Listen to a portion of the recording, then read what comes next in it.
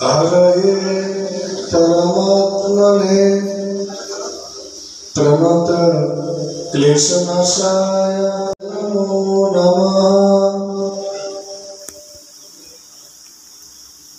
कलिजुग पावन अवतार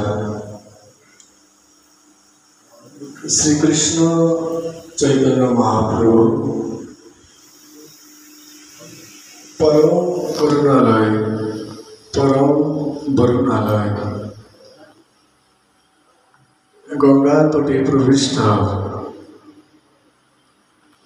देवर्षि महर्षि राजर्षि गण परिवेष्टित श्री परीक्षित महाराज सभाय सुखदेव गोस्वामी चरण তিনি যে প্রকার প্রশ্ন করলেন শ্রী সুখদেব তার উত্তর দিলেন। পরীক্ষিতের প্রশ্নের উত্তর দিতে গিয়ে সম্পূর্ণ ভাগবতে অবতরণ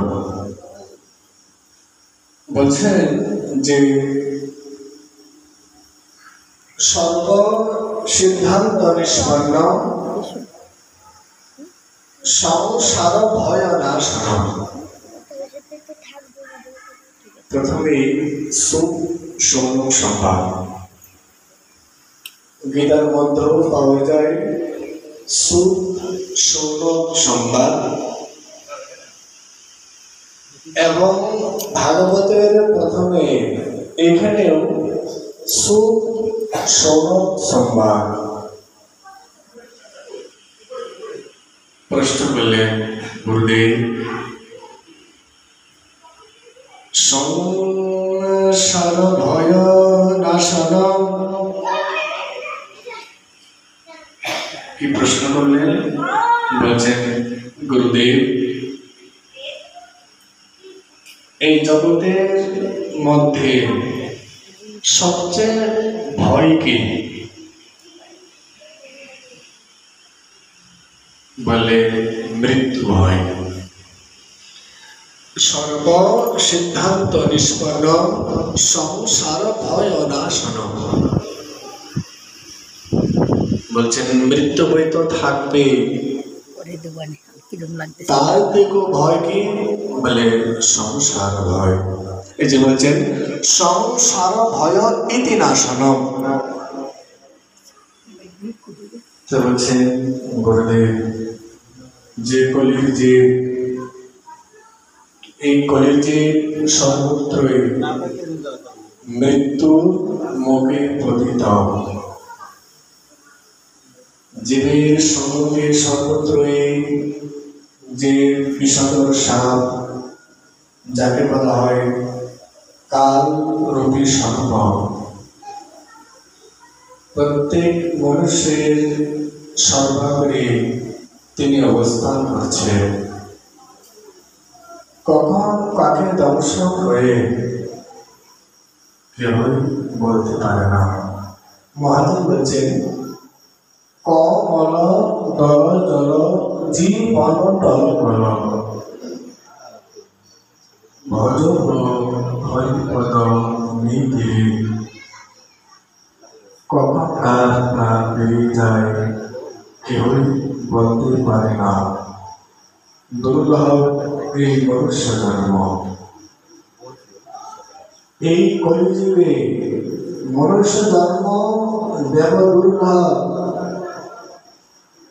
দেবতারা পর্যন্ত এই মনুষ্য জন্মের প্রার্থনা করে। বলে কেন? এই কলিতে কেবল হরিনাম সংকীর্তন করলে এই ভব সমুদ্র থেকে ত্রাণ পাওয়া যায়। নামের আশ্রয় করলে সংসার থেকে অনায়াসে ভব সিন্ধু ত্রাণ পেয়ে যায়। দত্ত কৃষ্ণ সন্তোষ হেতুকম তে অভিদশামি সাবধান দয়া শ্রেণ।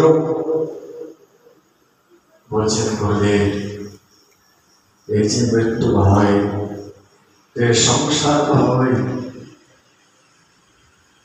কিভাবে তার থেকে ত্রাণ পাওয়া যায়।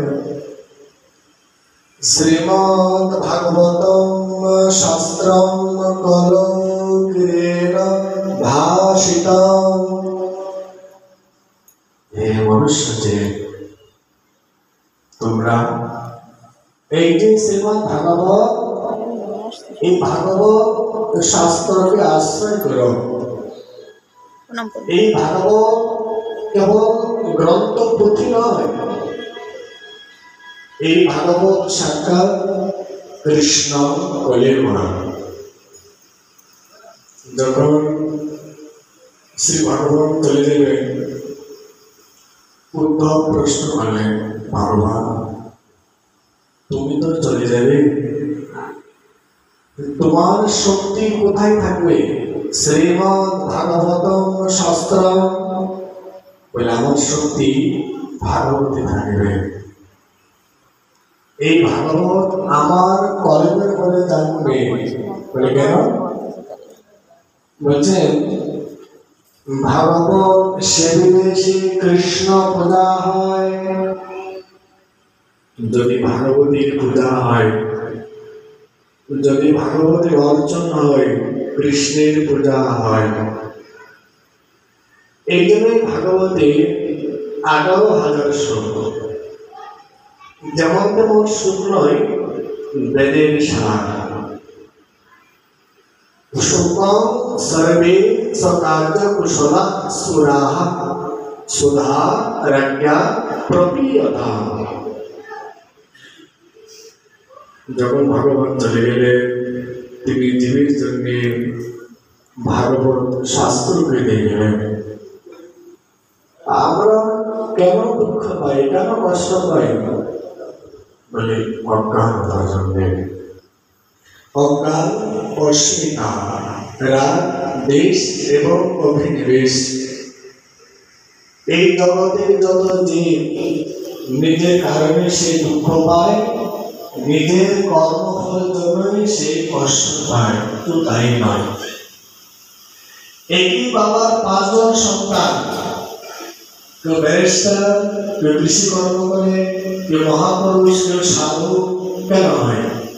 পিতামাতা দোষ বলছে না, ওই কর্মে যিনি যেমন কর্ম করে এসছে তার যে সংস্কার ঠিক সেইভাবে তৈরি হয়ে যায়।